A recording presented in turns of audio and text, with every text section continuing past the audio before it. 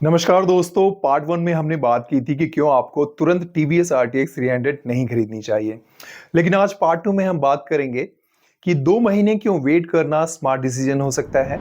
क्या इश्यूज आ सकते हैं फर्स्ट बैच की बाइक्स में और किन लोगों को ये बाइक लेनी चाहिए और किन लोगों को बिल्कुल नहीं लेनी चाहिए। दोस्तों वीडियो पूरा देखना क्योंकि एंड में मैं बताऊंगा ये बाइक आपके लिए है या नहीं। दोस्तों पहला पॉइंट आता है कि फर्स्ट बैच एक्सपेरिमेंटल बैच होता है। देखो दोस्तों, जब भी कोई कंप्लीटली न्यू बाइक लॉन्च होती है, स्पेशली न्यू इंजन प्लेटफॉर्म के साथ, तो first batch basically real world testing होता है।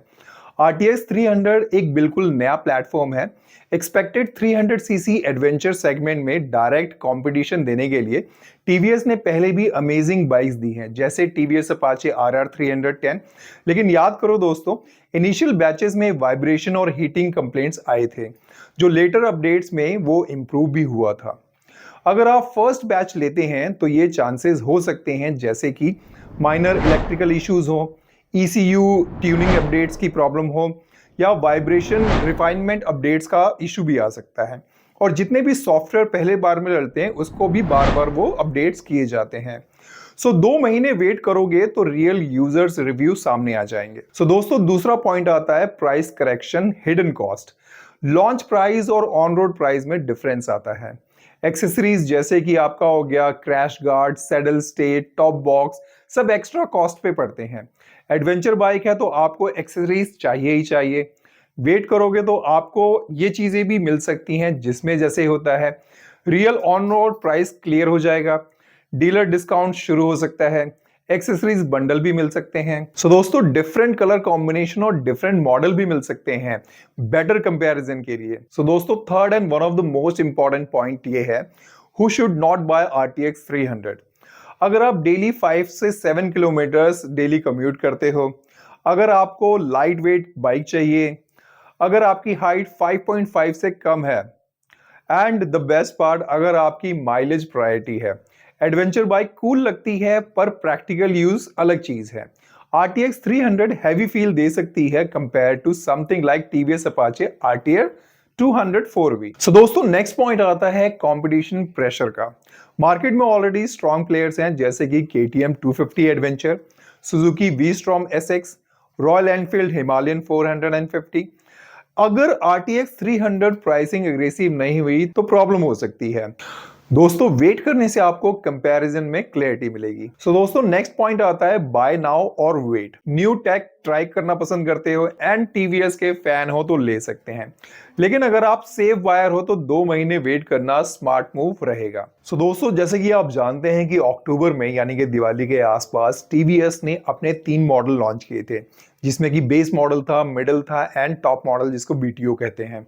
लेकिन 2 महीने के बाद ही उन्होंने अपना 20th एडिशन कलर जो लॉन्च किया है वो बहुत ही ब्यूटीफुल है। यानी कि जिन्होंने बिल्कुल भी वेट करना पसंद नहीं किया, उसी टाइम पे ही अपनी बाइक बुक करा दी, उनको ये जो 20th एडिशन का जो कलर कॉम्बिनेशन है ये नहीं मिल पाया। क्योंकि देखिए ये एक ऐसी चीज है जो आप बार बार नहीं खरीद सकते हैं, आपका हार्ड एंड मनी लगता है।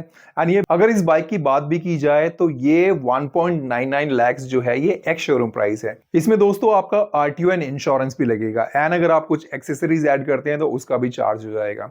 आप रफली मान के चलिए कि ये 2.5 लाख से लेके 2.70 लाख तक की ये ऑन रोड आपको पड़ जाएगी अगर आप टॉप मॉडल की तरफ जाते हैं।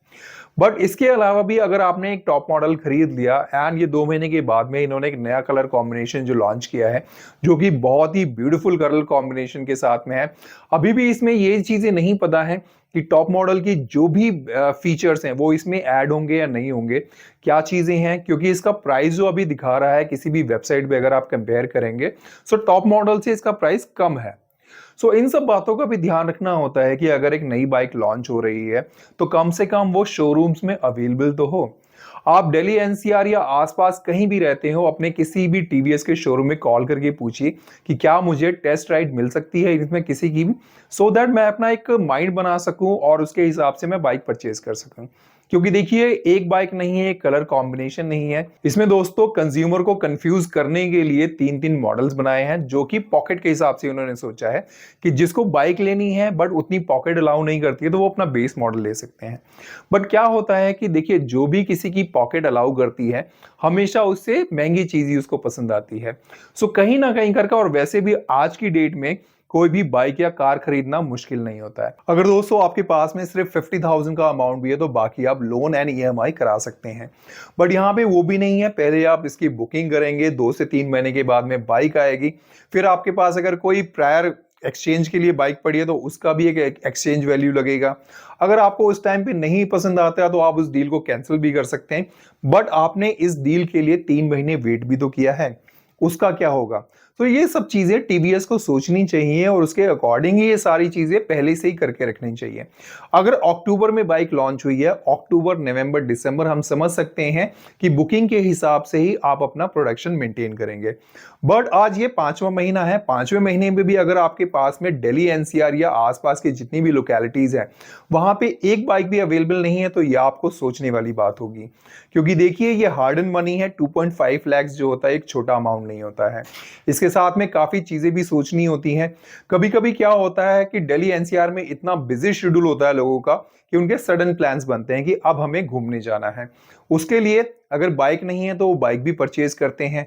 बट यहाँ पे अगर 3 महीने का वेटिंग होगा तो ये मुश्किल है कि कोई भी इसको पहले प्री बुकिंग करेगा, फिर बाइक का वेट करेगा, फिर उसके बाद में प्लान बनाएगा, जो कि पॉसिबल नहीं होता है।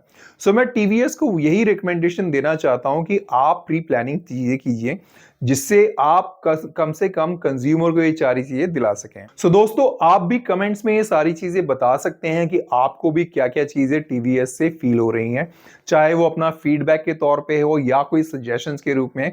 सो you are most welcome, whenever whatever you feel you can just mention in the comment section. So दोस्तों मैंने भी पर्सनली फीडबैक के लिए काफी शोरूम्स में कॉल किया, क्योंकि मुझे भी टॉप मॉडल लेना है, बट किसी भी शोरूम में एक भी मॉडल अवेलेबल नहीं है, सो दैट मैं उसको कम से कम देख के, चला के, फील करके उसकी बुकिंग कर सकूं। सो टोटल डिसीजन आपका रहेगा।